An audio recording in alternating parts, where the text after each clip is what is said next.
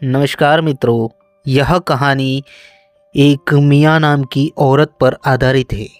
वो प्रेग्नेंट होती है और एक कंटेनर में समुद्र के बीचों बीच फंस जाती है और वह अपने आप को कैसे ज़िंदा रख पाती है, देखिए इस कहानी में। मूनलाइट सिनेमा प्रस्तुत करता है नोवेयर मूवी की कहानी।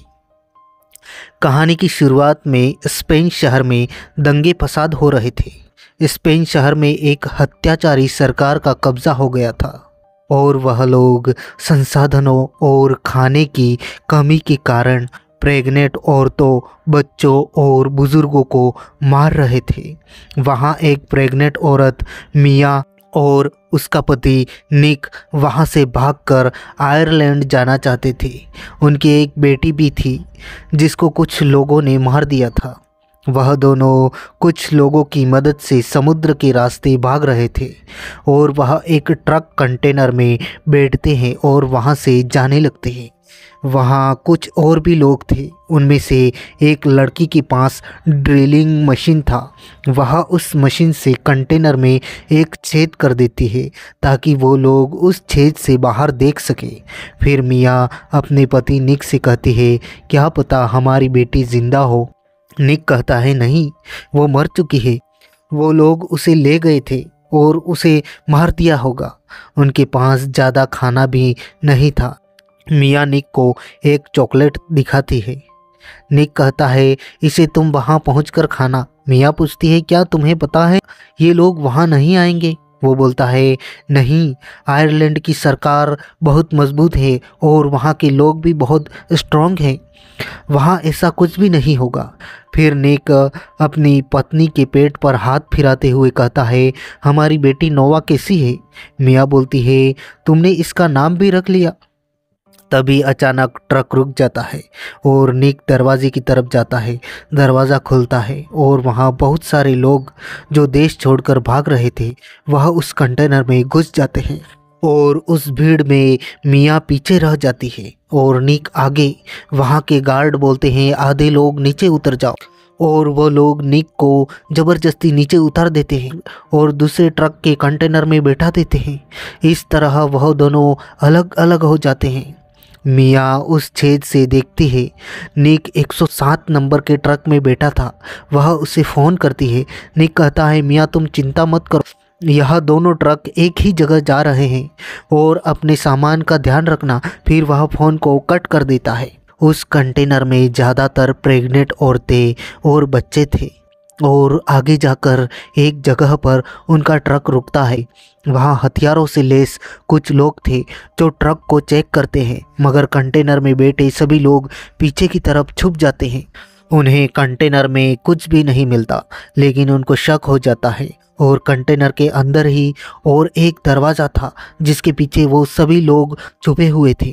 वो लोग बोलते हैं, हम तुम्हें कुछ नहीं करेंगे, दरवाज़ा खोलो। वो लोग दरवाज़ा खोलते हैं मगर वह हथियारबंद लोग सबको मार देते हैं, लेकिन मिया बच जाती है क्योंकि वह वहाँ पड़े सामान के ऊपर छुप गई थी।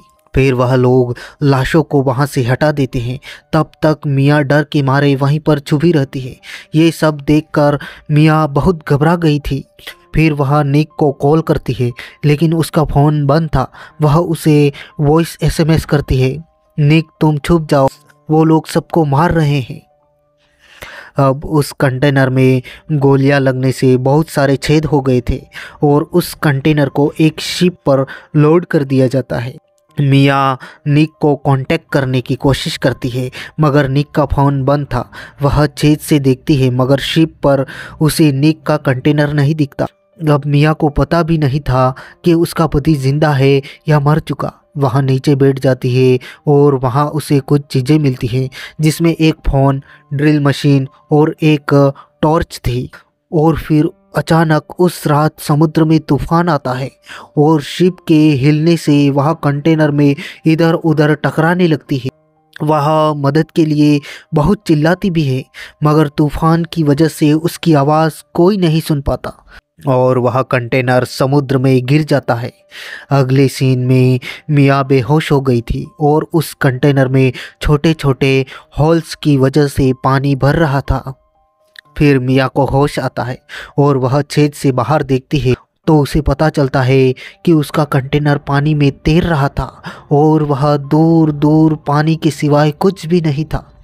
वह उसके फ़ोन से कॉल करने की सोचती है मगर उसका फ़ोन भी टूट चुका था, उसकी टच स्क्रीन खराब हो चुकी थी। फिर उसे याद आता है कि जो उसे सामान मिला था उसमें एक फ़ोन था मगर उस फ़ोन का पासवर्ड उसे नहीं पता था। उस कंटेनर में 2-4 लकड़ी के बड़े बड़े बॉक्स थे। वह उनको खोलती है जिसमें प्लास्टिक के टिफ़िन मिलते हैं। एक बॉक्स में स्वेटर और एक में वाइन भरी हुई थी। उसे वहाँ एक चाकू और एक सेलो टेप मिलती है जिस टेप को वह छिद्रों पर चिपका देती है जिससे पानी अंदर नहीं आ पाता।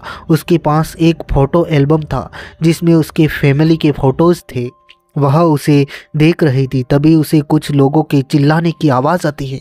वह बाहर देखती है तो उसे वही कंटेनर दिखता है जिसमें निक बैठा था 107 नंबर का और वह डूब रहा था। वह उनको आवाज़ लगाती है लेकिन उसकी आवाज़ कोई नहीं सुन पाता। फिर वह अपने फ़ोन से सिम कार्ड को निकालकर दूसरे फ़ोन में डालती है और निक को कॉल करती है लेकिन निक कॉल नहीं उठाता और वह कंटेनर डूब जाता है जिसमें निक बैठा था। अब मिया पूरी तरह से टूट चुकी थी क्योंकि निक जिस कंटेनर में था वह भी डूब गया था। वह चाकू से अपने हाथ को काटने की कोशिश करती है, आत्महत्या करने की कोशिश करती है मगर तभी उसके पेट में हलचल होती है इसलिए वह कुछ नहीं करती और वह उस रात सो जाती है। रात को कंटेनर में पानी भर जाता है और वह डूबने लगता है।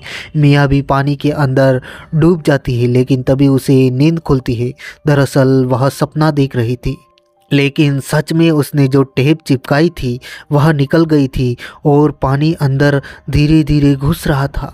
वहाँ पर एक लकड़ी का बॉक्स ऊपर लटका हुआ था जिसे नीचे उतार कर वह खोलती है तो उसमें भी प्लास्टिक के बॉक्स ही भरे हुए थे। फिर वह उन बॉक्स के ढक्कनों में रबर को देखती है जिस रबर को काट कर उन छिद्रों में फंसा देती है जिससे पानी अंदर आना बंद हो जाता है और वहाँ उसे एक प्लास्टिक पाइप मिलती है जिसको वह हॉल में फंसा कर उससे पानी को बाहर निकालती है। अब उसे वहाँ फंसे हुए लगभग 2 दिन बीत चुके थे।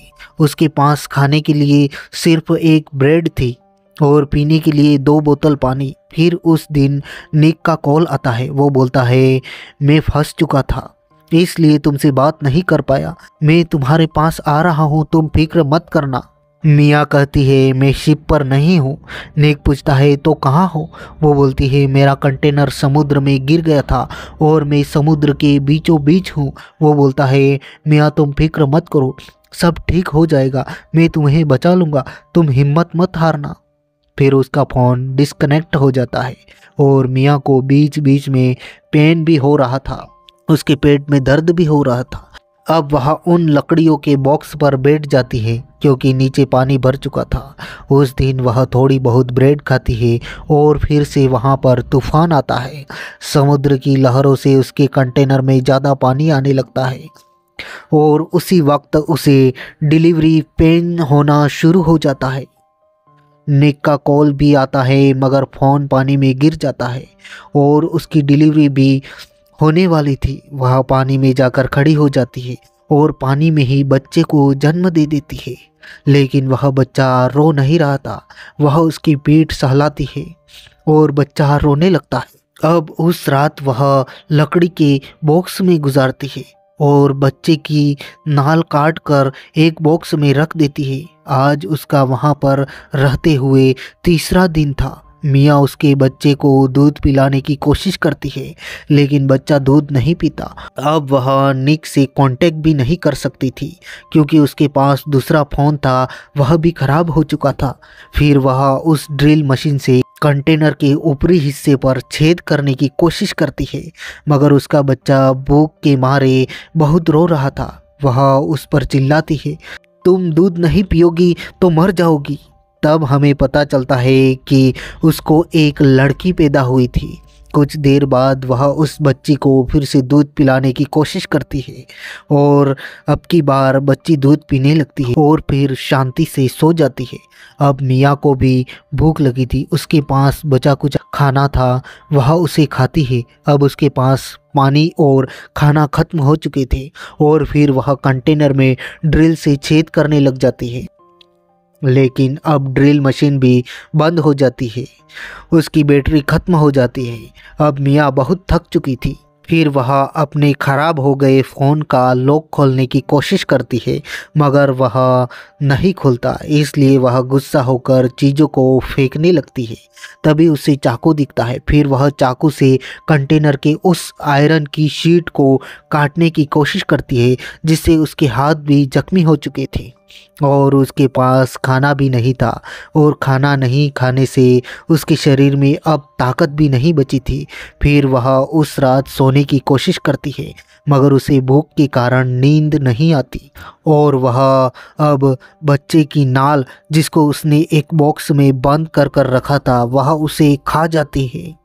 यह वास्तव में एक भयानक दृश्य है। फिर अगली सुबह उस कंटेनर में छेद करते हुए उसका चाकू भी टूट जाता है और उसे भूख के मारे चक्कर आने लगते हैं, क्योंकि उसके पास पीने का पानी भी नहीं था।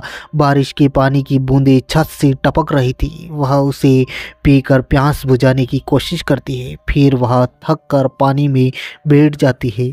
तभी उसे हेल्यूसिनेशन होता है। उसे उसकी बड़ी बेटी दिखती है जो मर चुकी थी। उसका नाम उमा था। मिया कहती है, बेटा मैं तुम्हें बहुत मिस करती हूँ।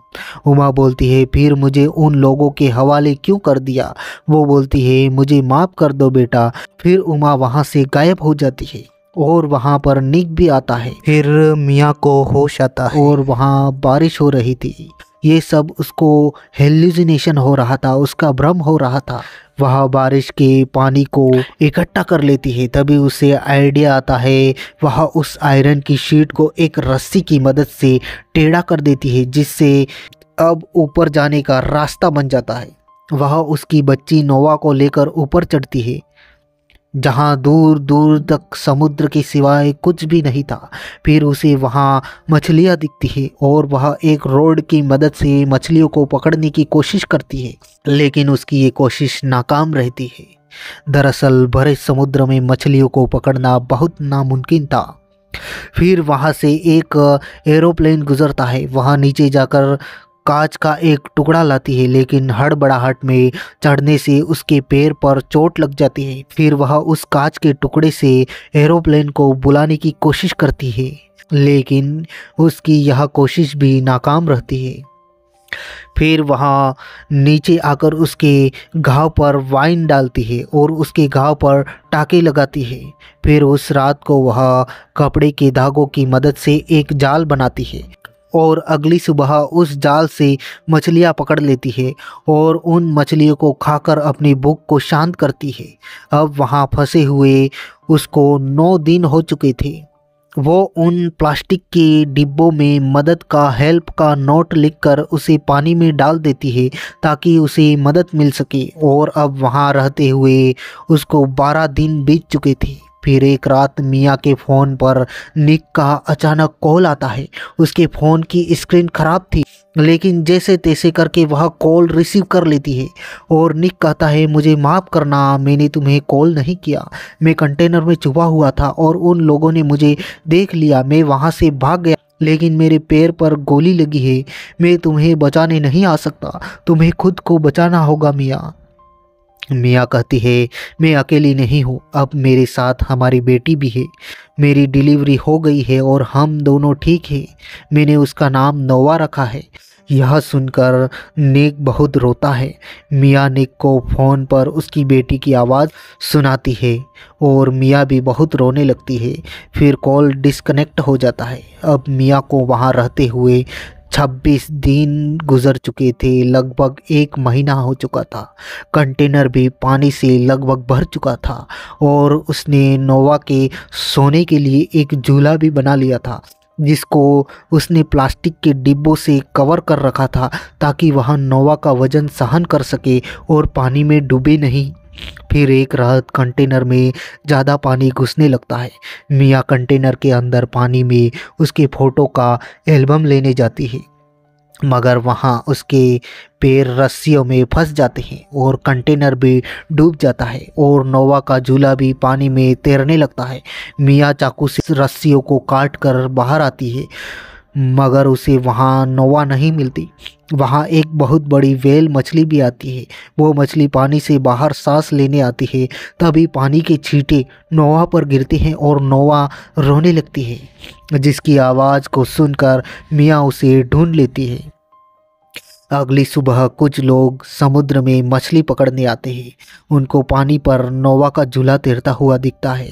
वो लोग नोवा को बचा लेते हैं और उस झूले से एक रस्सी बंधी हुई थी, जिसको मिया ने अपने हाथ से बांध रखा था।